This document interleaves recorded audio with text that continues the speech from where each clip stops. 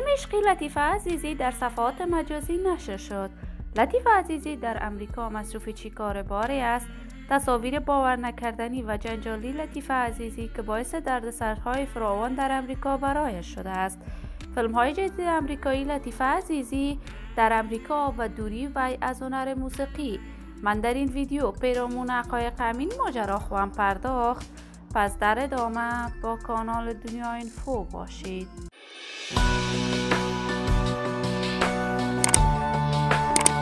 سلام و سلامتی ایام به کامتان باد. شما را خوش آمدید میگم به یکی دیگر از ویدیوهای جذاب کانال دنیا اینفو. برای دوست شدن با این کانال علامت سابسکرایب را فشار دهید تا از ویدیوهای دیگر کانال دنیا اینفو هم آگاه شوید.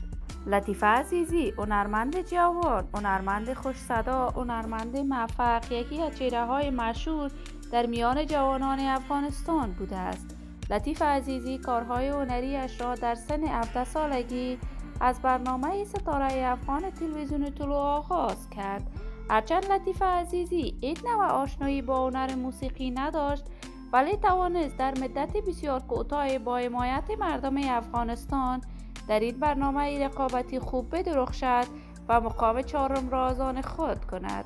لطیفه عزیزی بعد از تحولات رژیمی در کشور با برادرش روانه کشور امریکا شد.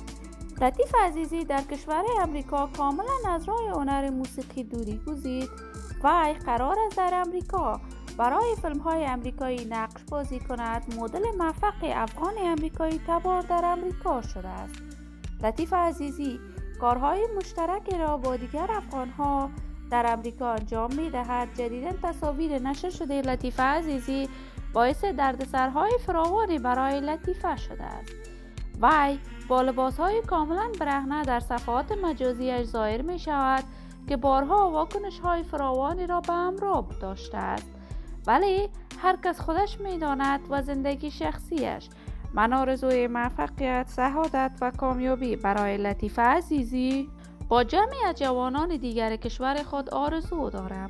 اگر تا هنوز عضو کانال دنیا اینفو نشدید، برای عضویت با این کانال علامت سابسکرایب را فشار دهید. صحت و سلامت برای شما نازنینان تمنا دارم.